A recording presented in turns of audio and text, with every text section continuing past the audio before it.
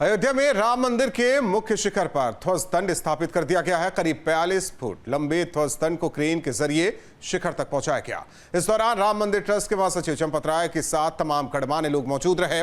उधर दूसरी ओर अयोध्या में श्रद्धालुओं की बढ़ती संख्या को देखते हुए एयरपोर्ट की तर्ज पर बस टर्मिनल के निर्माण की तैयारी भी तेज है।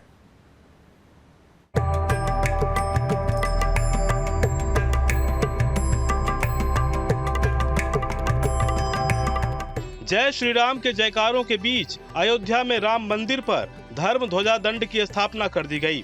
तस्वीरों में देख सकते हैं कि किस तरह क्रेन के माध्यम से धर्म ध्वजा को मंदिर के शिखर तक पहुंचाया गया और फिर इंजीनियर्स की टीम ने धर्म ध्वजा दंड को स्थापित किया।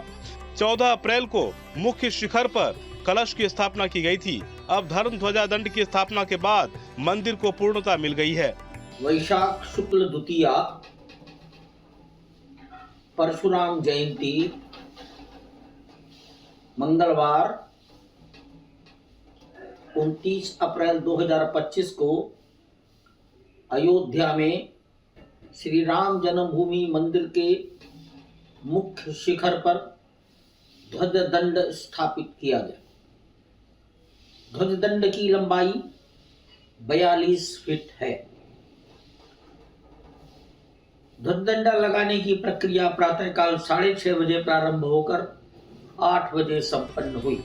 राम मंदिर ट्रस्ट के महासचिव चंपत राय ने बताया कि पहले से ही परशुराम जयंती के दिन धर्म ध्वजा की स्थापना के लिए निर्धारित की गई थी। सुबह करीब 6:30 बजे प्रक्रिया शुरू हुई और 8 बजे समाप्त हुई। करीब 1.5 घंटे में ध्वज दंड को मुख्य शिखर पर स्थापित किया गया। ध्वज दंड की लंबाई 42 फुट है, जिसका वजन करीब 5 टन है।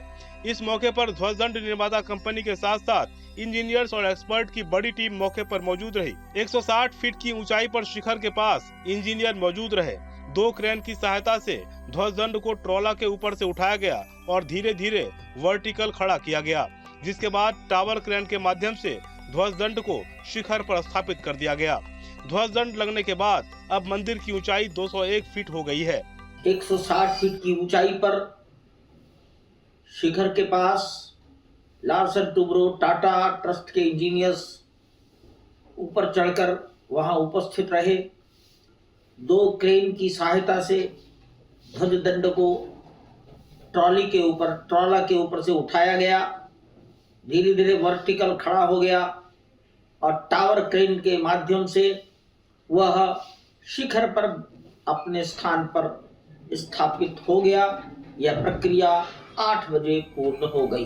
धर्म ध्वज दंड की स्थापना हो जाने के बाद अब इसके प्रथम तल पर राम दरबार की स्थापना का कार्य अगले महीने तक संपन्न होने की संभावना है। राम मंदिर पर धर्म ध्वज दंड की स्थापना के बाद जल्द ही परकोटे के मध्य स्थित देवी देवताओं के 6 मंदिरों पर भी धर्म ध्वज दंड लगाए जाएंगे। उधर दूसरी ओर अयोध्या में श्रद्धालुओं की बढ़ती संख्या को देखते हुए योगी सरकार बुनियादी ढांचे के विकास में भी जुटी है।